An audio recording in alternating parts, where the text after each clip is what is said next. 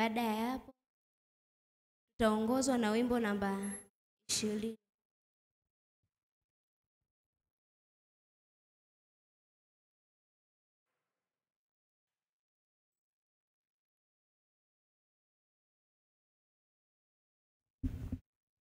Bwana mwema na wakati wote. Mungu kunatoka kitabu cha Zaburi 103 mstari wa kwanza hadi wa 3. Na unasema, nafsi yangu umhimidi Bwana. Naam, vyote vilivyomo ndani yangu vilihimidi jina lake takatifu. Nafsi yangu umhimidi Bwana, wala usizisahau fadhili zake zote. Akusamehe maovu yako yote, akuponye magonjwa yako yote. Nitarudia tena. Mungu kuu leo natoka kitabu cha Zaburi 103 mstari wa kwanza hadi wa 3. Na unasema, nafsi yangu umhimidi Bwana. Naam, vyote vilivyomo ndani yangu vilihimidi jina lake takatifu. Mstari wa 2, nafsi yangu umhimidi Bwana, wala usizisahau fadhili zake zote. Mstari wa 3 na unasema, akusamehe maovu yako yote, akuponye magonjwa yako yote. Amen.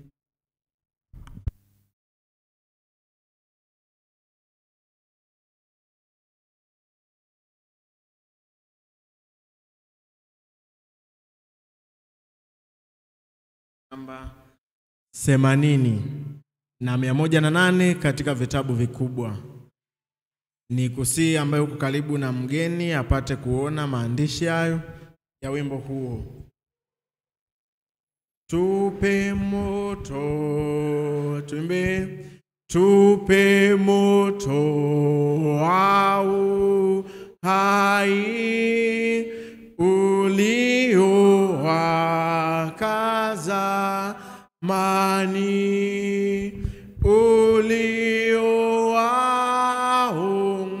uliowaongoza juu wazee watakatifu. Wapi roho iliyokaa moyoni mwa Ibrahimu, kadhalika ndugu Paulo aliwezeshwa na moto. Neema yako haina nguvu siku hizi sawa kama wakati wa Musa, Ayubu na wa Elia. Zamani za kale Bwana, kumbukana kwa rehema, zihuishe roho zetu kwa Roho Mtakatifu.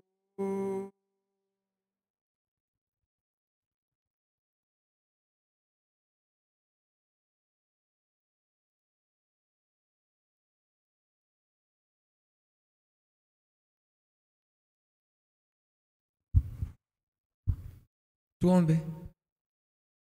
Mungu, asante kwa kuwa umekuwa nasi hadi sasa tena tunapoendelea na ibada. Kiomba na kwa Yesu Kristo, amen.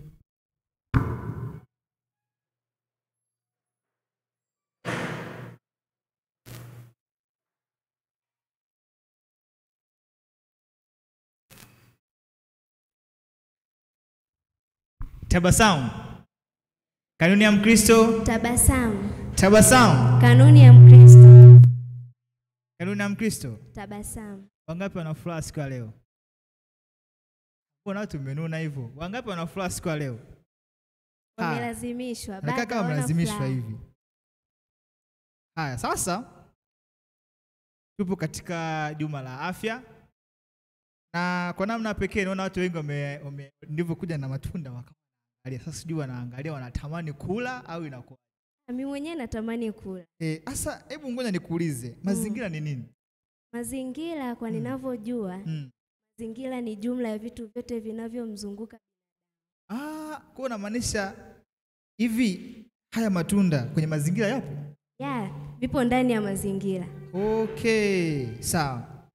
Na leo nahisi tupo kwenye tiba ya asili namba 12, namba 4. Maana yake kama namba 4, maana tulijifunza celebration, tukajifunza choice, si ndio? Ni kweli kabisa. Alafu tukaja exercise. Jana tukajifunza liquid, maji. Kwa leo tupo kwenye environment. Ndio. Mimi natamani niwe mmoja wapo kwenye mazingira nipate haya matunda. Sasa ili matunda tujue kabisa kwamba haya yanafaa au hayafai, Dokta tumkaribishe ili atueleze zaidi, si ndio? Ndio. Basi Dokta, karibu.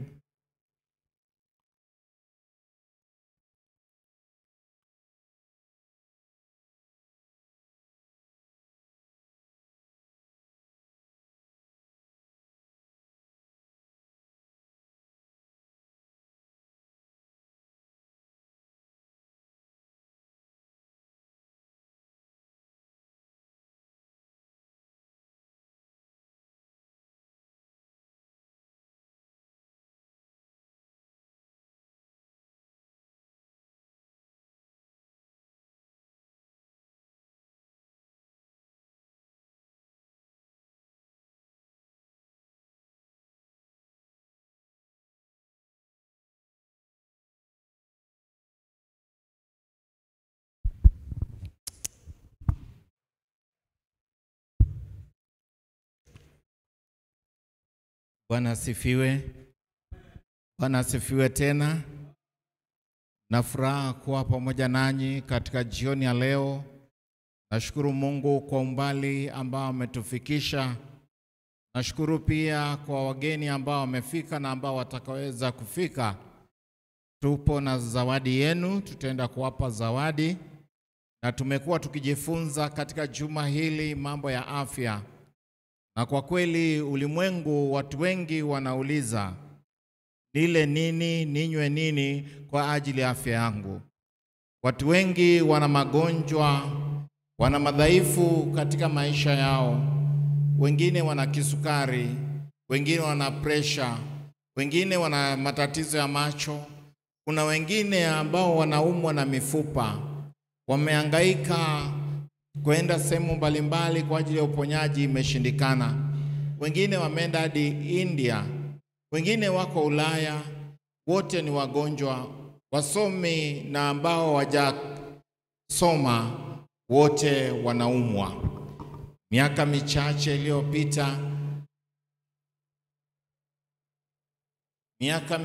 iliyopita niliona changamoto iliyotokea katika nchi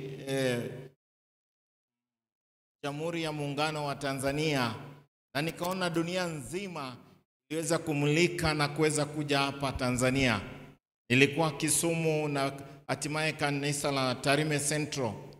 Watu walikuwa kule Nairobi Tirum, walikuwa wameandika bango Loliondo Express.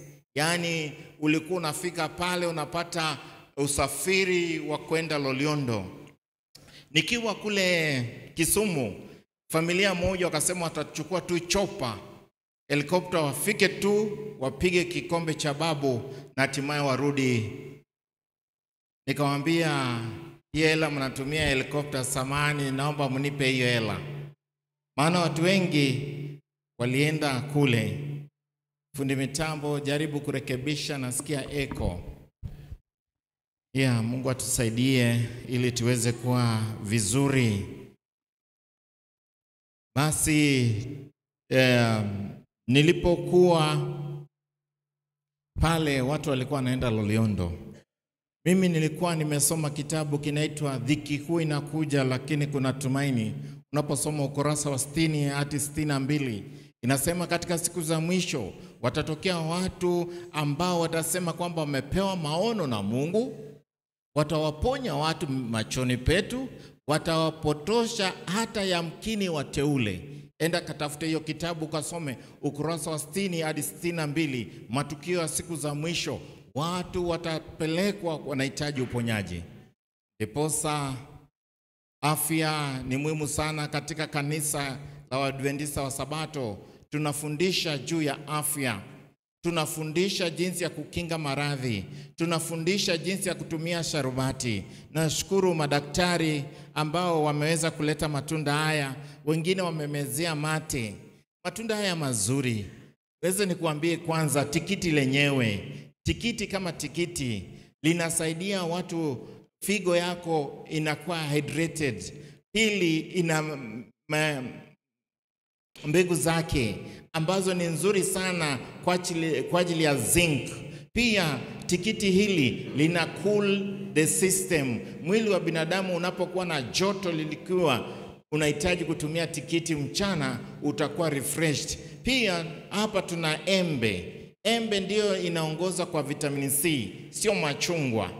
Embe ina vitamin C ya kutosha. Vitamin C ni kwa ajili ya kinga ya binadamu. Vitamin C inaimarisha kinga yako. Na pia embe hili kama embe linasaidia hata ule mtu ambao ana shida ya memory. Unapochanganya kutengeneza embe na sharubati hii itaweza kukusaidia. Tuna chungwa. Chungwa hili linatibu magonjwa 122. Limao inatibu magonjwa 126. Na tuna ndizi hapa. Chungwa kama ganda la chungwa linasaidia, linakuwa na ile phytochemicals ama phytonutrients ambayo inasaidia kwa wale watu walio na shida ya ngozi na saratani. Ninatengeneza ganda la chungwa pamoja na limau. Wanakausha limau, natengeneza dawa yake ambayo inasaidia watu wa njia ya upumuaji. Tuna nanasi. Nanasi hapa, faida ya nanasi ni nini? Faida ya nanasi inasaidia ubongo. Wewe unahitaji uwe na kumbukumbu, ukumbuke chochote unachosoma, unahitaji ule kipande cha nanasi kila siku. Tena nanasi hili linasaidia mfumo wa mmeng'enyo. Wale watu ambao wako na matatizo ya digestion, unahitaji kusafisha ama kutoa mafuta kwenye colon. Wale wengine wanasema vitambi, unaweza kutumia nanasi kila siku. Tena wale ambao wanakuwa na uchafu wa kina dada, unapata uchafu unatoka rangi ya njano na uchafu unatoka sehemu za siri. Uweze kutumia nanasi kwa siku 14, utakaa vizuri. Kuna wengine wanakuwa na matatizo. Kwa hivyo wale wenye wako kwenye ndoa, wengine uweze kupata ule ute, unakuwa mkavu. Unajua mjao na kuolewa, hamjui mambo ya ndoa ama mshafika huko. Yaani unapata mwenzio anakuwa mkavu, inakuwa anapata maumivu wakati wa tendo la ndoa. Nanasi kila siku kwa siku 14. Mengine tutaweza kuendelea. Ndizi ina amino acid ya tryptophan, inasaidia brain. Jana nikaulizwa swali, watu ambao uzito umepungua, kula ndizi 3, parachichi 1 na tende. Leo tumekuja na tende pale. Tende utaweza kutumia na tende. Nisiweze kuendelea zaidi. Ndizi hiyo ni mzuri sana, unatengeneza, ina tryptophan, ina potassium. Kwa hiyo ukiwa na shida ya moyo, misuli ya moyo, unahitaji potassium ambayo ni ndizi, karoti na kuna ubuyu, vitu kama hivyo. Kwa hivyo Mungu ametupatia vitu hivi tuweze kupata uponyaji. Tuombe. Baba yetu na Mungu wetu mtakatifu ketie mbinguni, Bwana, naomba nipe maneno ya kuzungumza pamoja na watoto wako, maana wewe ndio tabibu mkuu na mponyaji mkuu. Umesema katika Zaburi 103 fungu la 1 hadi la 3, tusisahau fadhili zako Mwenyezi Mungu, wewe usamehe dhambi zote na uponyaye magonjwa yote. Mungu mwenye huruma, naomba uweze kuponya watoto wako wameweka maombi katika kwenye boksi. Wewe ambao unatazama kutoka mbinguni, Bwana naomba uweze kusikiliza, uweze kusoma na uweze kujibu maombi ya watoto wako. Bwana, unapotubariki hapa, naomba uweze kubariki na yeyote anayesikiza sauti hii. Na Bwana, kwa uwezo wa Roho Mtakatifu, tunamwalika aweze kujumuika pamoja nasi ili tuweze kubarikiwa pamoja. Maana Mungu ulimuumba binadamu kwa sura yako na mfano wako. Mapenzi yako ni ya kwamba aweze kuwa na afya njema. Ukamtuma Kristo aweze kufa msalabani ili kila mwaminie aweze kupata uzima wa milele. Na uzima wa milele ndio huu, kufahamu wewe Mungu wa mbinguni, ambaye ni tabibu mkuu na mponyaji mkuu. Uwe pamoja nasi katika kipindi hiki, katika Kristo naomba nikiamini. Amen. Basi karibu sana. Wangapi ni mara yao ya kwanza kuingia katika semina hizi? Mkono juu niweze kuwapa zawadi. Wangapi? Karibu sana. Mweze kuwa jongea hapa mbele niwape zawadi ya kitabu. Karibuni sana, Mungu awabariki. Na ambao mmealika marafiki, Mungu awabariki sana. Endelea kwa alika waweze kuja. Yeyote unayemkuta mwambie karibu kwenye mkutano, Dr. yuko. Mungu akubariki sana. Uende kusoma Tumaini la Mwisho. Dunia hii tunaishi katika kipindi cha kufunga historia ya ulimwengu. Mungu akubariki sana. Karibu sana na karibu. Kuna mwingine? Zawadi zipo. Zikiisha tutatafuta tena zingine. Mungu akubariki sana. Barikiwe sana. God bless you. Haya. Karibu sana. Wangapi? Haya. Karibu sana. Ni yupi hajapata? Hajapata. Karibu. Mpe hii. Sawa. Barikiwe sana. Kwa sababu ya wageni, naitwa Dr. Kefa Omari Otori. Ni mshauri, ni mwalimu wa marika, ni daktari, nimefanya natural pharmacology and pharmacognosy. Nimesomea miti, chakula pamoja na sharubati. Naweza kuambia aina ya juice utatengeneza utibu ugonjwa wowote, na baadaye mtakuwa na nafasi ya kuniuliza maswali ili niweze kuweza kuwajibia maswali yenu. Na tunazungumzia madaktari 12 ambao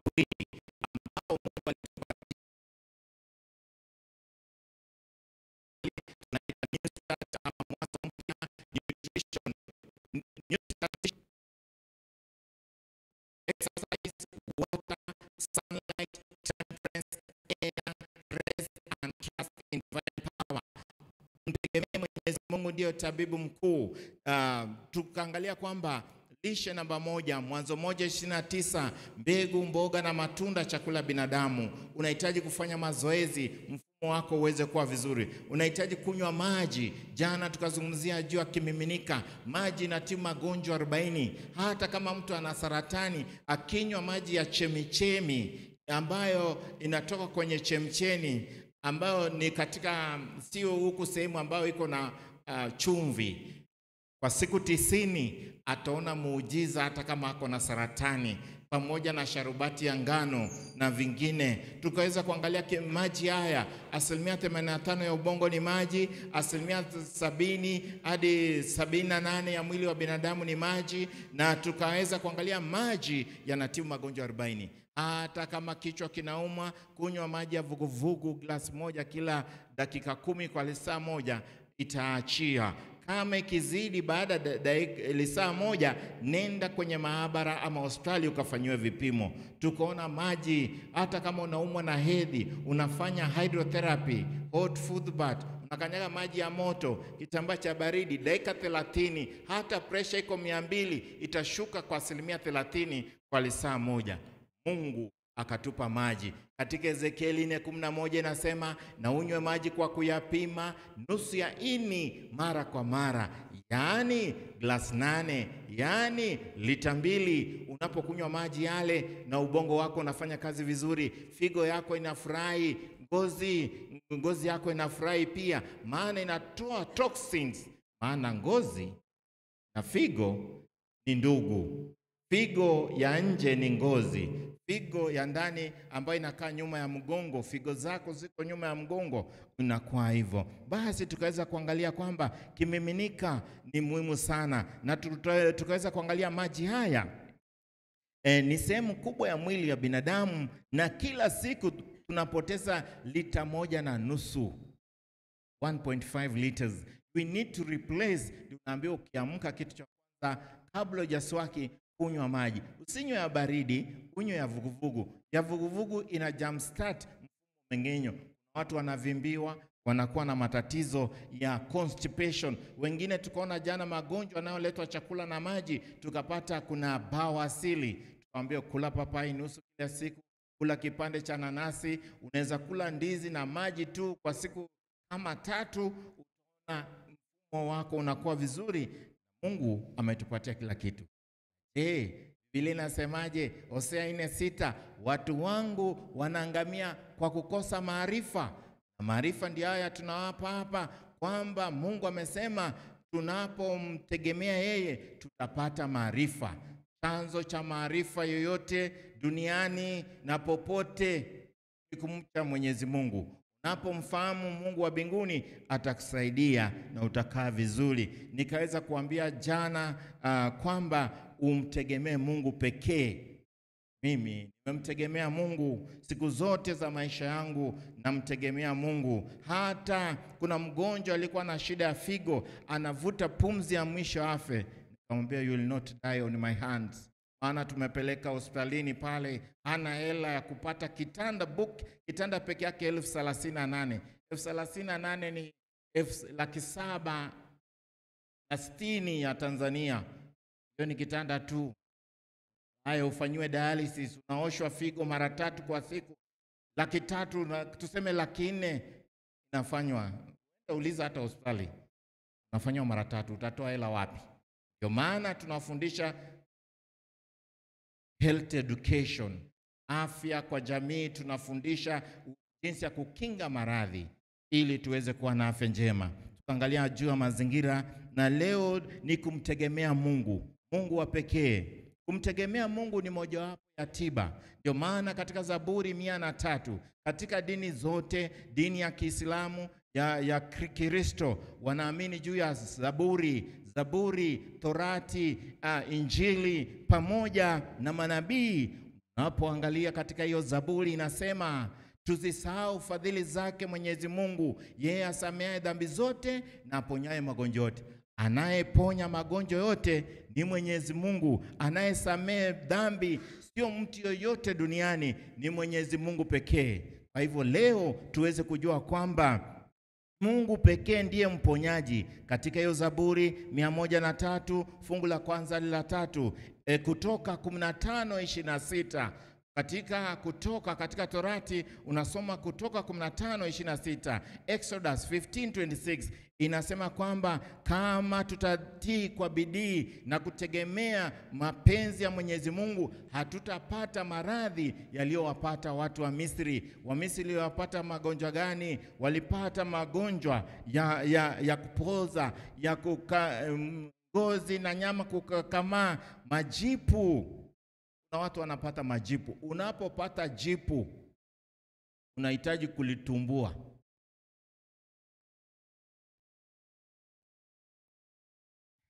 Naweza kufikiria mtu asipofanya vizuri atatumbuliwa. Kwa hiyo jipu linapokuja katika mwili wako ni kumaanisha damu yako imechafuka. Na damu inapochafuka inaleta majipu. Kwa hivyo wewe ambao uko na majipu, angalia chanzo. Hapana tumbua tu jipu, utatumbua lingine litatokea pembeni mwake. Maana jipu linaonyesha kwamba kuna matatizo, damu imechafuka. Kwa hivyo unahitaji, namba 1, mtegemee Mwenyezi Mungu. Namba 2, omba Mungu alete uponyaji ila mapenzi yake yatendeke. Yakobo 5:14 na 16. Namba 3, katika uponyaji kwanza mtegemee Mungu. Kuna binadamu yeyote anayeponya. Hata sisi madaktari ninaomba nguvu kutoka kwa Mwenyezi Mungu iunganike na mikono yangu midhaifu. Napotoa ushauri na tiba, watu wa Mungu wanapona. Kwanza ninamtegemea Mungu. Namba 2, badili mwenendo wako, change your lifestyle katika uponyaji. Leo tunazungumzia juu ya kumtegemea Mungu, trust in divine power. Tuliweza kuzungumzia juu ya celebration, choice, uamue. Number 2, fanya exercise. Number 3 uweze number 3 about liquid celebration. C, choice. E, exercise. L, liquids ambao tunaita kimiminika, nikazungumzia juu ya maji. Then about E, celebration. E, environment ambao tukazungumzia mazingira, ambao tukaangalia kwamba katika mazingira yetu tunahitaji tuweze kuwa vizuri, tuweze kuyatunza. Basi tuweze kuangalia kumtegemea Mungu katika uponyaji. Mtegemee Mungu, change your lifestyle, badili katika ulaji na unywaji. Leo nimepata baba mmoja, nimekuwa pale Njiro, nimeenda kuosha gari pale, nimempata anakuwa na gesi, akienda choo akitoki, wakati mwingine natoka hewa. Ni kwa sababu gani? Change your lifestyle. Anakula kitimoto, inaitwa kitimoto. Arusha, Moshi, Tukuyu, Mbeya na Ukonga, Dar es Salaam, sehemu ambazo nimefanya utafiti wangu, nimepata watu wanakula kitimoto sana. Kwanza weekend ndio wanapiga na ita beste, tuende tukakule kitimoto. Je, wajua kitimoto ni haramu katika dini ya Uislamu na katika Ukristo na katika kisayansi? Inaleta kansa, ina TB, ina minyoo, kifafa na magonjwa mengine. Imeandikwa katika Mambo ya Walawi 11:7, na nguruwe ni najisi, usiguze msoga wake wala. Wengine wanakula hadi panya, ngedere, kenda Kongo, kenda Zambia, kenda Zimbabwe, wanakula hadi panya. Isaya inasema wataona cha moto Yesu atakaporudi. Kesho nitawapa fungu hilo. Na tukiangalia kitimoto, University ya Spain, Uhispania imefanya research juu ya kitimoto tu. Kitabu chake F80 ukihitaji kitabu kile. Kama 120 ya huku ya Kenya. Kitabu hicho kinaelezea juu ya kitimoto tu. Bala. Kwa hivyo Mungu amekataa. Sasa ule baba anakula, anatoa choo kinakuwa na makamasi. Wakati mwingine anasikia kitu kinamng'ata hapa, anaenda kupiga, hamna, kipo ndani. Wale wadudu wanatembea, wanaenda mpaka kwa ubongo, mapafu. Nimepata mama moja usa, hema. Asma amepimwa, hamna. Magonjwa ya mapafu hamna. Wadudu, minyoo imejaa kwa mapafu, hema. Kitimoto. Watu waokoke leo. Kama nilikuwa nakula, okoka. Mungu anakupenda. Ni badili. Nazungumzia juu about change your lifestyle. Wakorintho wa kwanza 10:31 inasema, hamjui miili yenu ni hekalu takatifu na Mwenyezi Mungu, na Roho wa Mungu anakaa ndani yenu? Number 4, toa sumu. Fanya detox. Unapokuwa na magonjwa unahitaji kutoa sumu. Hata mtu yeyote unahitaji kutoa sumu. Daktari, unamaanisha nini kutoa sumu? Haya nitawaelezea, lakini tusikize Zaburi 51 fungu la kwanza inasema, unioshe na isopo. Hilo utaenda kusoma ni homework. Kwa hiyo utaenda kusoma Wafalme wa Pili 5 fungu la 10. Kwa hiyo kutoa sumu unaweza toaje? Kuna sharubati unaweza tumia katika kutoa sumu. Unachukua matango 2, bitruti 1 na karoti 5 na celery, giligilani. Enda sokoni pale utapata, ama soko tembea, hata kwa supermarket wewe tembea uone mboga zile pale, inakusaidia. Nashukuru Mwinjilisti Yohana amefika, alikuwa ameenda kumuonyesha mmoja jinsi ya kutengeneza sharubati, alichukua mashine ya kukamua. Asante sana umeweza kufika, na Mungu akubariki sana. Just wave to them, they see you. Huyo ndiye ananisaidia katika maabara kufanya screening ya watu wote. Kwa hivyo yani check up ya mwili wote. Kwa hivyo unahitaji kutoa sumu. Ya pili, unaweza kutoa sumu na nini? Unaweza toa sumu kwa njia ya mkaa wa mkaratusi au mkaa wa kifuu cha nazi. choma mkaratusi, baada ya kuchoma saga, baada ya kusaga chekecha, baada ya kuchekecha weka tena jikoni. Usiweke maji kwenye chungu, unaichochea moto kwa dakika 30 umefunika.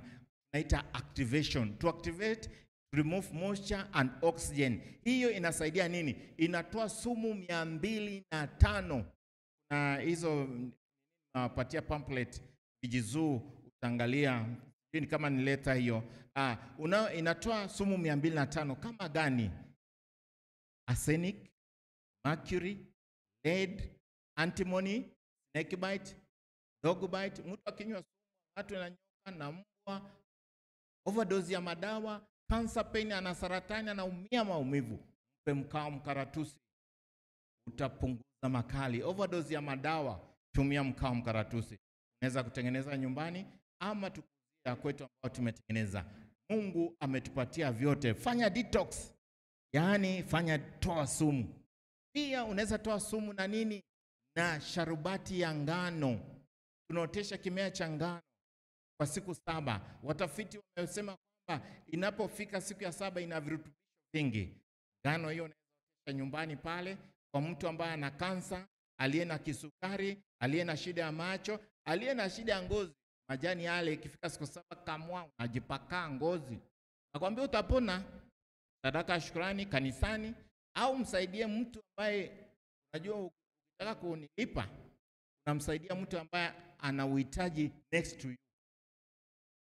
Kama kila mtu angekuwa, Yesu alisema mpende jirani yako. Kama tungekuwa tunaangalia jirani yetu na kumsaidia, basi mambo yangekuwa mazuri.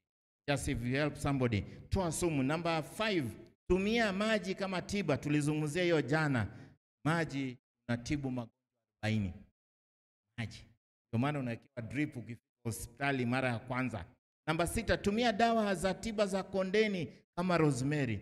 Rosemary inafika kesho kutoka Nairobi kwa ajili ya kumbukumbu. Kuna peppermint. Jana tulitumia peppermint kama una shida kifua na bana, shida ya moyo, kama una shida ya maumivu sehemu yote unapakaa tu. Kwa hivyo unaweza pakaa hapa na kuweka tone hapa, inaenda kwa brain, mtu anakuwa vizuri. Kuna hiyo peppermint na pia tuna mbegu mbalimbali. Naomba Yohana uweze kuonyesha mbegu hizo ambazo ziko hapo. Rosemary, peppermint, rosella ni machoya. Onyeshe machoya hayo niweze kuzungumzia. Number 1 from your ile ya kwanza pale. Namba 1 mwisho. Ile mboga pale. Haya. That is rosella. Nimeulizwa hapa swali nilipokuja. Hii tunajua ni ya kuongeza damu. Watu wengine kuandikia hiyo unasema mimi sijaishiwa damu, usinipe rosella. Wewe ndio daktari ama mimi ndio daktari? Huwa nawauliza. Maana hiyo rosella namba 1 inaongeza damu. Ina fix iron. Namba 2 inasaidia macho. Namba 3 inatoa lehemu. Namba 4 inasaidia mtu wa kisukari na pressure. Namba 5 inasaidia wale mirija uzazi imeziba. Jamani, ukinywa juisi yake kila siku na asali, usiweke sukari, mirija yako itakuwa vizuri. Wakina dada ambao mnaumwa na tumbo, kutumia rosella hibiscus, unakunywa kama chai tu. Rosella hiyo, tumia rosella. Haya, tuna mbegu mbalimbali. Leo tumeleta mbegu hizo. Za kwanza zinaitwa Brazil nut. Brazil nut hizo unakula dozi ni 3 kwa siku. Brain yako smart. Ndio unaona hata mimi mafungu nikwambia encyclopedia page gani, nitakwambia ukula hiyo Brazil nut, nakula 3. Tuna almond. Hiyo ni mbegu za maboga. Zinatoa hata minyoo. Inasaidia ngozi, urembo, kumeesha nywele na nini. Na mafuta tumetengeneza. Haya, tuna almond. Those are almond. Yes, unakula 5. Zinafanana ubongo. Leo nimewaletea pia walnut. Zinafanana ubongo. Angalia walnut hapo. Walnut. Zinafanana ubongo. Yoga. Umeziona? Watakuwa naangalia round. You can give them waweze kuangalia. Hiyo it goes round. Na irudi kwangu. Sawa? It's very expensive. Lakini baadaye tunaweza wapa tukimaliza, you can unaweza onja. Sawa? Tuna walnut, tuna tende. Unajua tende? Wale ambao unataka kuongeza uzito. Tende 5, ndizi mbivu 3, parachichi moja na maziwa glasi moja siku 21, na uji wa mbegu za mchicha, au unachanganya mtama, lezi na mahindi ya njano. Imeandikwa wapi? Ezekieli 4:9. Changanya ngano kidogo, mtama kidogo na kunde kidogo na kusemeti, jitengenezee mkate hadi utakapolala ubavuni mwako, yaani siku 390 utaula. Hata ukiwa na kisukari, uwe na magonjwa gani, utapata. Mbegu hizo ziko. Tuna mdalasini aina ya Ceylon. Huo ni mdalasini natoka India. Inauza bei, lakini tutawapatia kila mtu moja moja. Hata kama una shida ya meno inakusaidia, tutawapa moja moja. Hii tutagawa hadi apate moja moja, na kula kadogo kadogo. Pia unaweza kuchemusha na rosella, unakunywa chai yake. Jamani, Mungu ametupatia vitu hivi kwa uponyaji wetu. Yaani tumia dawa za kondeni. Tumekuja na ndeema inaitwa Basela alba, Kigogol kwa Kijaluo tunaita nderma, tuna Kipare wanaita ndeema. Watu wa Iraq, anyone from wa Iraq wako hapa ndani? Inaitwa indirimi. Nimeenda huko kijiji cha Orbesh, nimejifunza Kiiraki kidogo na kusalimia na nini, nikapata dawa fulani inaitwa giro. Ungekuwa Muiraki hapa angesimama, jamani ungeni support. Nikwambie giro inatibu magonjwa 59 pamoja na kifafa, saratani na magonjwa mengine. Niwafundisha pale. Haya. Tumia tangawizi. Tangawizi inatibu magonjwa 96. Tangawizi na typhoid. Tulizungumzia magonjwa maji na chakula. Typhoid, Salmonella typhi ni tangawizi na asali. Itakusaidia jamani. Tangawizi, mchunga tunaita dandelion. Nilipima kwenye chuo cha Nairobi 2009. Dandelion, mchunga. Ukienda watu wa Tanga tunakula kinyoki, mbwembwe na hiyo mchunga. Nimekula pale, nimekaa Lushoto. Nimeenda pale kufanya kazi ya uinjilisti. Nimeweza kutibia watu pale. Unakula hiyo mboga. Mtorufu pale Dar es Salaam tunapata ule mchunga. Tunauziwa pale Dar es Salaam. Nimekaa Tabata. Kwa hivyo unakula ule mchunga, ni dawa ya kisukari, ya figo na magonjwa mengine. Spinach. Mboga za spinach. Mnajua spinach? Spinach hairuhusiwi kupikwa. Inapopikwa ina oxalic acid ambaye inaenda kutengeneza mawe. Kwa hivyo unahitaji kula kama saladi. Chovya kwa maji moto, unatoa kuua vini, unakula. Na kama mtu wako na shida wameparalyze, kuna watu wana muscle atrophy, ni watu asilimia point. Kwa watu 100 unapata 2 duniani kwa wale ambao wako na ile misuli, yani mwili ufanye kazi. Unatumia ile spinach na carrot inasaidia. Na wale watu wako na shida ya mishipa, motor neurons, use that one pamoja na nini. Kwa hiyo spinach ni muhimu sana, giligilani ni muhimu. Soma Ezekieli 47:12 inasema, naliwapa mti kando kando ya mto, upande huu na upande huu, majani yake itakuwa ni tiba, matunda yake chakula. Endelea kumshukuru Mungu. Yaani endelea kumshukuru Mungu kwa uponyaji.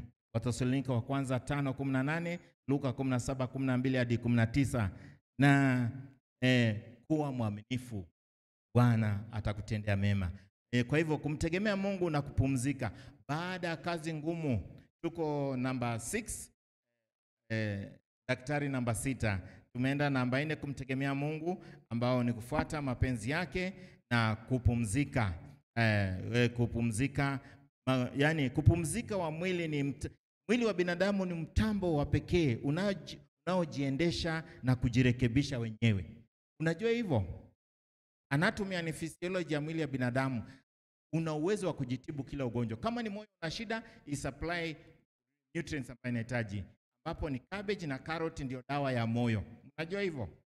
Ama moyo umetanuka na mtu ana moyo umetanuka, atumie sharubati ya cabbage na carrot pamoja na maelezo mengine nitampa. Kwa miezi 3 arudi hospitali akapime, moyo wako utakuwa umerudi sawa. Ni kwamba cabbage na carrot, cabbage ina potassium, ina calcium, ina vitamin C na vitamini U. Function ya vitamini U ni kushona vidonda. Kama una kidonda ndugu, na kidonda ndugu, pachika cabbage na carrot, wiki 2 kitafungana, kunywa ule mkaa nimeweza kuelezea. Na pia uweze kuweza kupumzika. Kupumzika angalau saa 8.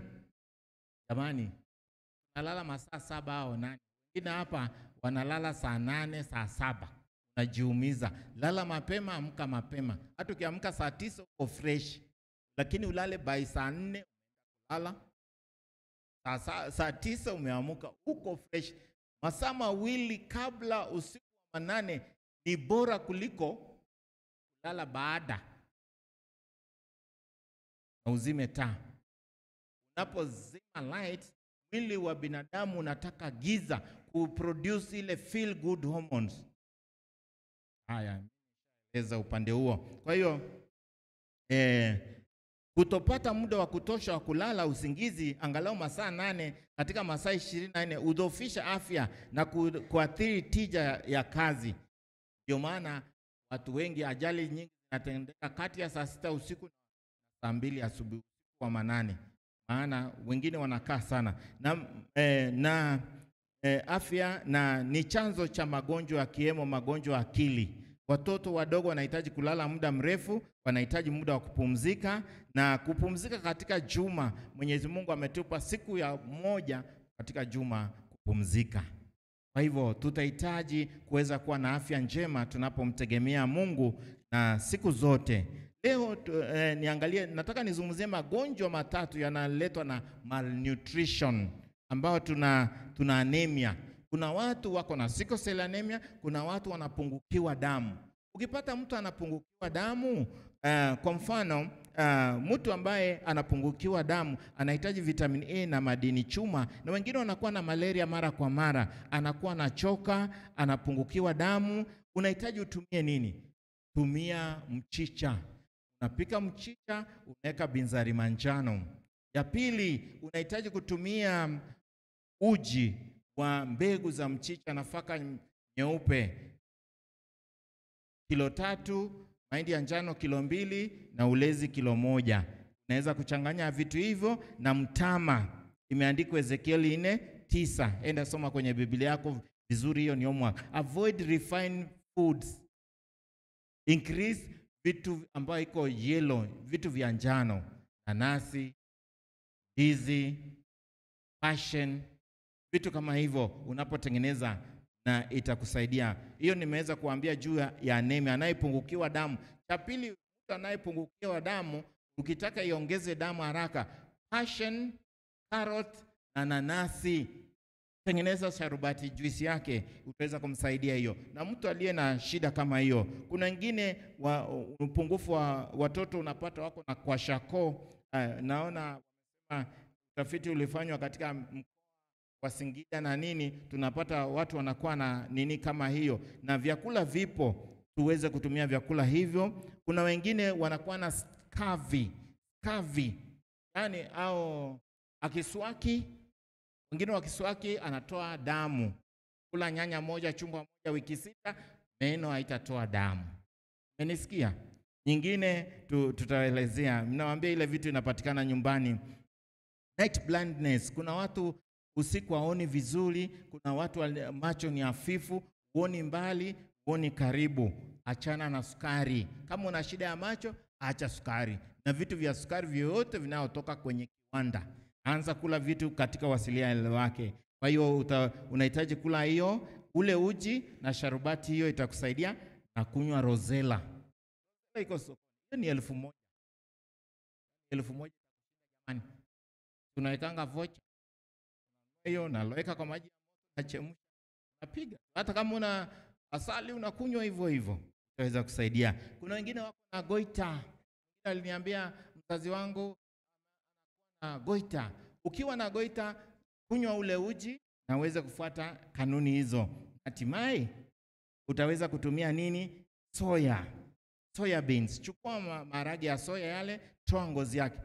Maharage ya soya yanakuwa na sumu inakaa kwenye ngozi. Unahitaji utoe ile ngozi. Itachangia kuleta saratani. Kwa hiyo unatoa ile, unachemsha nusu saa, unatoa ngozi. Ukitaka kutengeneza maziwa yake, unapiga kwenye blender, tena unachemsha jikoni, unachuja maziwa tayari ya soya. Hata watezi dume, magonjwa yote, saratani, use that one. Tunatumia pia na chamvua, sisi tunatengeneza hiyo na cinnamon ceylon, tunatengeneza dawa. Kwa hiyo ukiwa na goita unahitaji hiyo. Unaweza chukua mkaa ule, mkaa mkaratusi na mafuta ya mnyonyo, unachanganya, unatengeneza poties, unafunga na kitambaa cheupe, masaa 4 kila siku, goita itatoroka jamani. Tumia Himalayan salt. Kesho mtaona chumvi ya Himalayan inatoka, inaitwa pink salt. You can google, ina madini 84 yako inahitaji. Himalayan, andika tu Google benefit of Himalayan salt.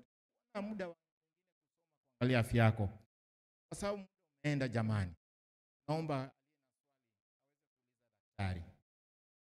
Daktari yuko kujibu swali lako.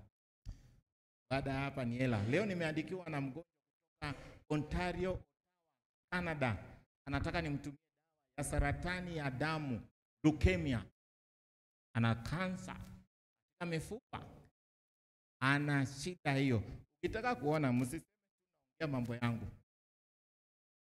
Unaweza piga picha hapa muone vitu vile tumechat na yeye. Amesema nimwambie hela yoyote maana amekosa ndege ya kuja huku na kuna strike pale ya post office. Kwa hiyo akaniambia either DHL ama nini utaweza. Ana shida ya kansa. Tunahitaji tumsaidie. Tuko kwa ajili yenu watu wote. Mungu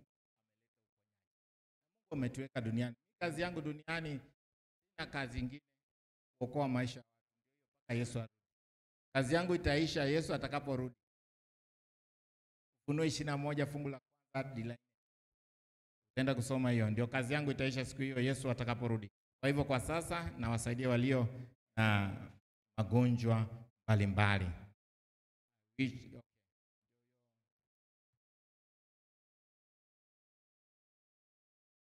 Hiyo unaweza kuona, sijui kama hiyo itakuwa from Canada. Yeah, you will see. Ila private hatuwezi kuonyesha namba. Nataka tu hivyo. Mungu analeta uponyaji. Swali. Pengine nitawapa namba ya simu, utatuma swali lako kwa simu. Koda ya 52 0752729124.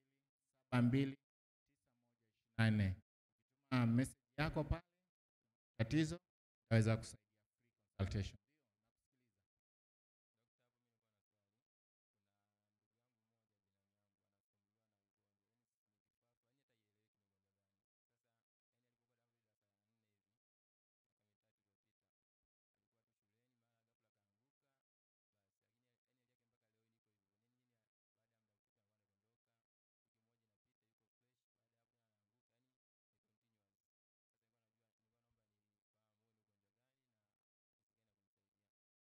Asante sana.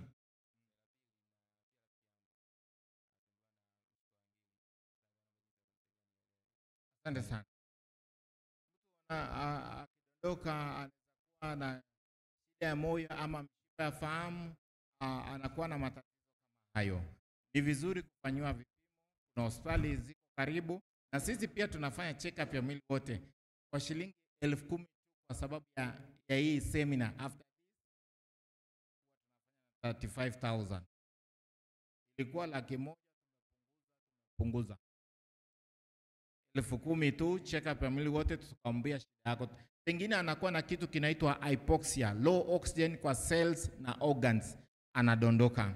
Kwa hiyo tunahitaji kwamba ukipata mtu anayedondoka, anahitaji analala slant, kichwa kinaangalia chini, miguu juu for 15 minutes. Hata akimaliza kula chakula anahitaji kufanya hivyo, maana ubongo ndio unatumika katika mmeng'enyo wa chakula. Nguvu yote ubongo inatuma mawasiliano kwa tumbo kupeleka damu pale mmeng'enyo uendelee. Kwa hivyo anahitaji alale hivyo 15 minutes, enough blood iwe kwenye ubongo. Kwa hivyo anahitaji kama vitu ya kumsaidia: passion, carrot na nanasi, rosemary, chamomile. Enda andika tu benefit of chamomile, utaweza kuangalia CHAMOMILE,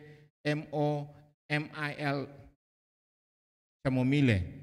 Okay.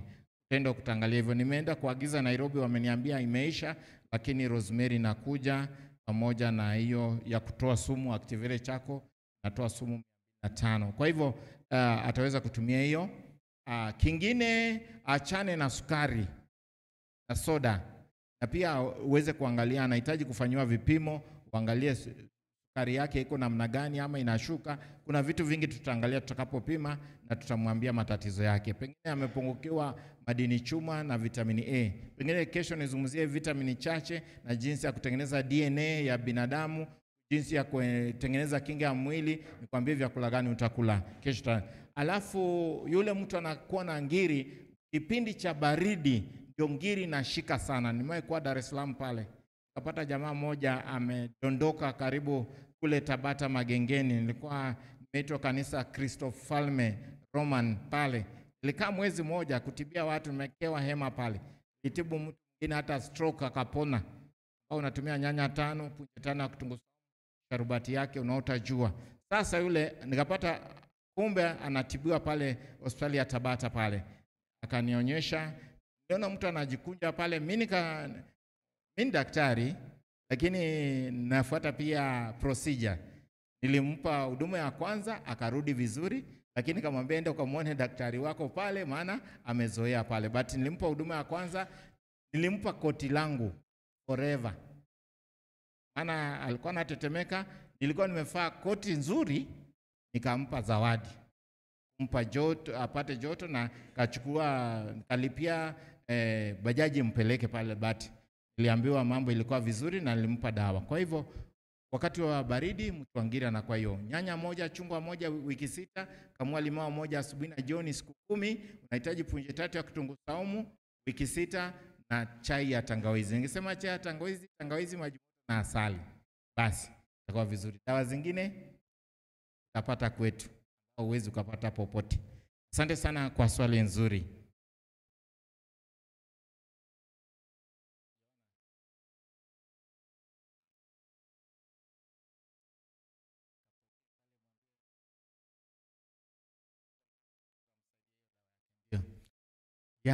Kwa hivyo atakuwa vizuri. Haya, mwingine?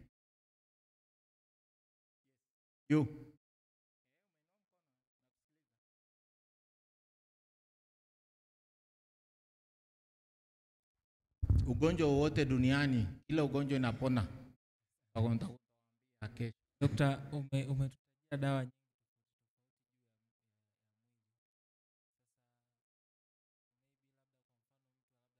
hali ya moyo, hapo labda vidonda vya tumbo, ndio matumizi ya dawa hizo zinakuwa madhara ukitumia?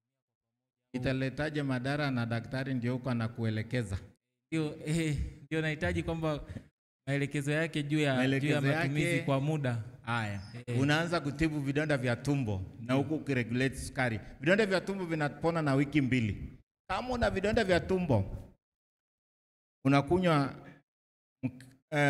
mkaa siku 10. Tuna aloe vera ambayo imetolewa uchungu, tunayo pale kwenye gari. Na 3, unahitaji unga wa mbegu ya parachichi.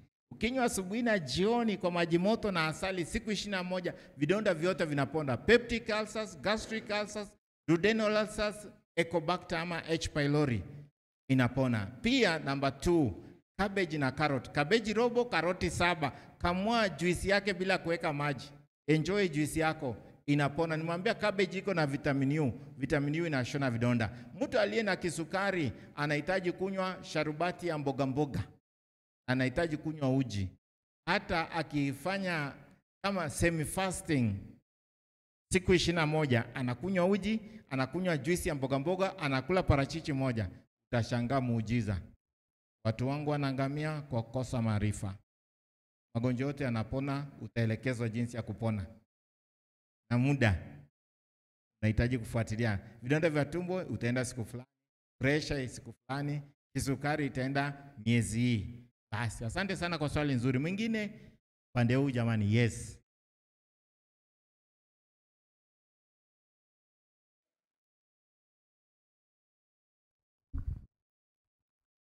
Nashukuru kwa nafasi langu sana. Kwa naulizia kitu kimoja. Ingawa nilitakiwa nifuatilie watoto wachanga wanazaliwa. Nilichokuwa nakiona kwa sehemu nyingi, kwa kuna tuchupa za dawa ambazo wanatumia baada ya kuzaliwa nini, anakuwa anakunywa hivyo ni mpaka sasa hivi sijawahi kujua umuhimu wake nini. Na je, maziwa kama mama kwa mtoto, je, haitoshi mpaka aanze kutumia dawa ya chupa, au je anatumia labda anakuwa anaumwa, au je si yote au ni yote? Sijui, isipokuwa nahitaji knowledge. Asante sana kwa swali nzuri. Afya ya mama na mtoto. Mtoto anapozaliwa anastahili kunyonya. Na anastahili anyonye miaka 2 na miezi 6 bila kupewa chochote. Ni nyonyo ya mama, anakunywa maziwa, anatengeneza kinga yake.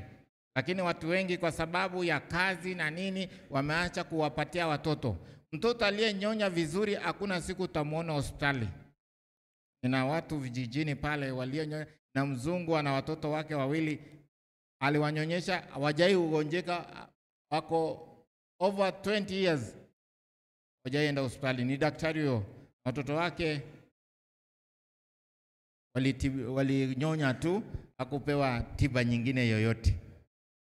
Maanisha siwezi kuongea mambo mengine hapa, lakini ni kwamba mtoto anastahili kunyonya. Na hospitalini huwa anapewa matone yale ni ya vitamini A. Na vitamini A inapatikana kwenye karoti. Mimi nimempatia mtoto, ukienda Tarime pale soko la Rebu, enda uliza wanaouza karoti. Kuna mtoto wa miaka 5 tangu azaliwe alikuwa hajatembea. Nimempa juisi ya karoti na kumfanyia physiotherapy.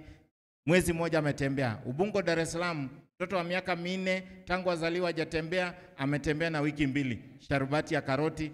Mama yake nilimwambia enda gengeni nilete karafuu. Duka la dawa tukanunua mafuta ya glycerin. Nikachemsha kamtengenezea mafuta ya kumasaji. Na kufundisha jinsi ya kufanya physiotherapy.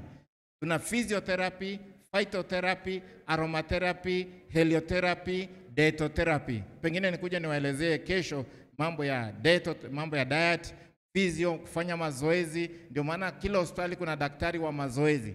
Hata mimi nilipopata ajali 2020 nimekanyagwa na ice imepita juu yangu. Nimepasuka hii kichwa, jicho hili limetoka nje, collarbone imevunjika, mapafu, mbavu zimevunjika, mapafu yamesinyaa kama chapati, nimevunjika huu mguu, sijawekewa chuma.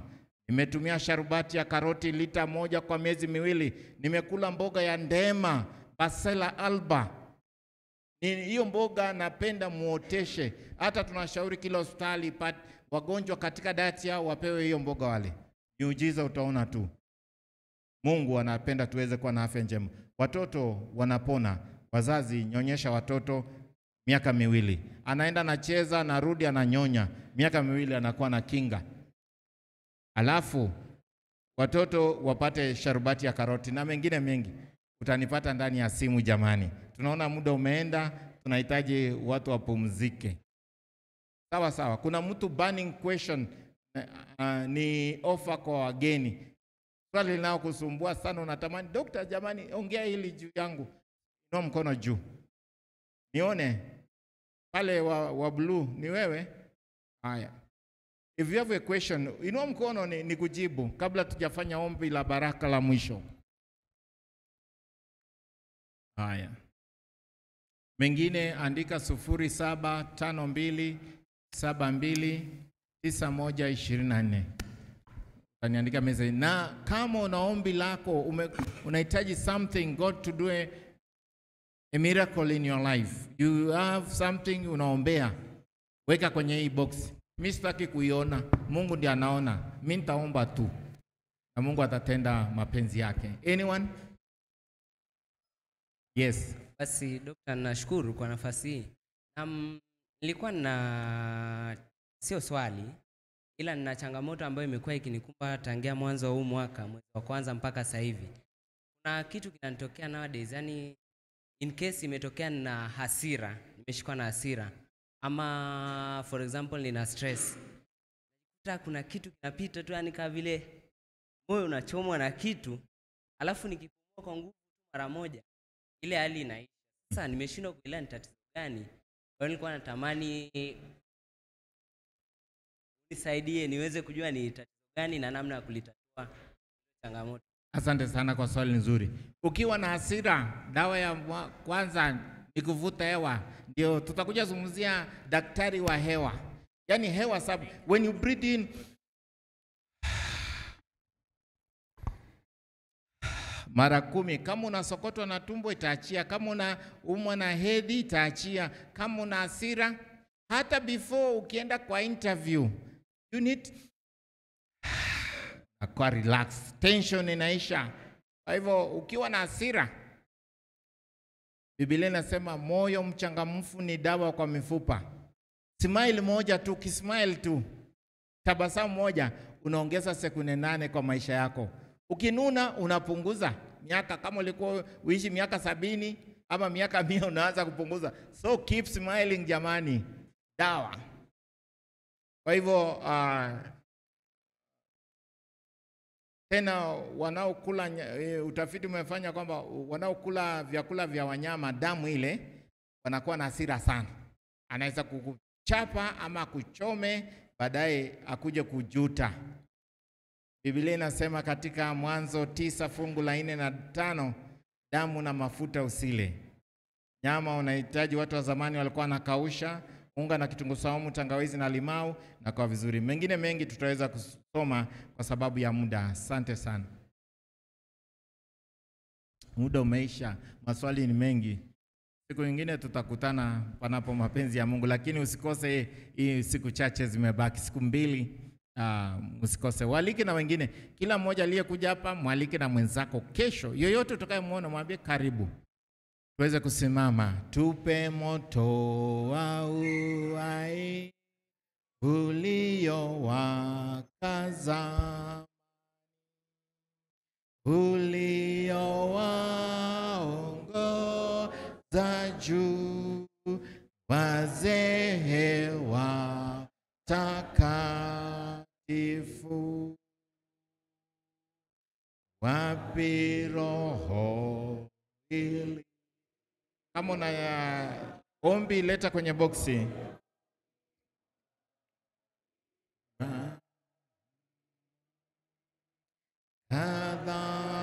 Kadhalika ndugu Paulo aliwezeshwa na Injili. Yohana, njoo kaweke wapendwa wao katika maombi.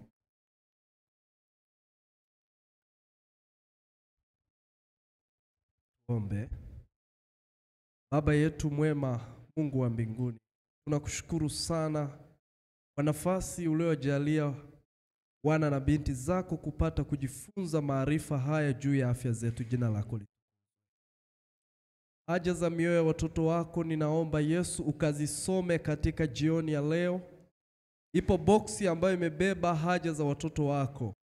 Bwana, ninainua sauti ya uhitaji ya kwamba Mungu wajibu vile upendavyo wewe, na utupatie sawasawa unavyoona inafaa kwetu sisi. Lakini tunaomba Yesu, yote utakayotupatia ukajitwalie sifa na utukufu. Baba, asante kwa usiku huu. Endelea kutujalia afya njema kupitia masomo haya, na Bwana wawezeshe wanafunzi hawa, kila mmoja mfikishe hata siku moja akaone nuru mpya. Hata wale walio wageni wamepokea zawadi ya vitabu, wapatie mguso na msukumo wa Roho Mtakatifu kuvisoma hivyo vitabu. Endelea kutujalia nafasi hii siku kwa siku tunapoendelea kujifunza, na umbariki daktari ambaye amekuwa pekee kutupatia masomo haya, kwa utukufu wa jina la Yesu Kristo. Amen.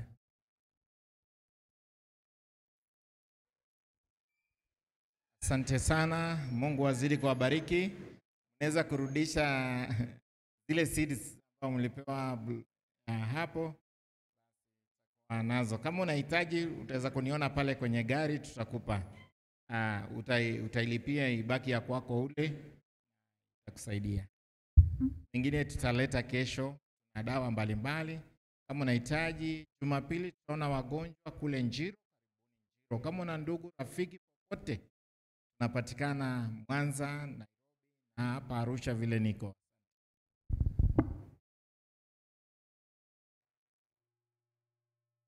Tabasamu.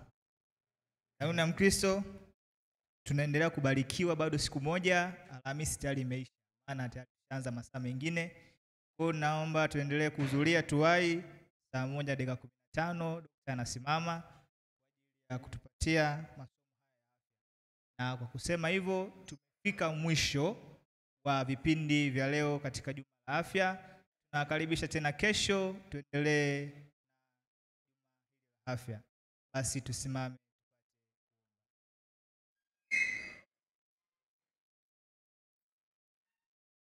Tuombe. Baba, asante tena, tunashukuru maana umeendelea kuwa mwema katika wiki hii. Tunajifunza masomo ya afya. Basi haya yote ambayo daktari anazungumza pamoja nasi, wewe Mungu ndio tabibu mkuu ambaye unatuponya, lakini sisi umetupatia nafasi ya kufuata taratibu namna nzuri ili afya zetu ziendelee kuwa bora. Sasa tunapotoka kwa ajili ya tiba zingine, kila mmoja kwa tiba yake, Mungu usaidie na usaidie usiku wa leo kwa kwetu, tupatie ndoto njema na usingizi mwema na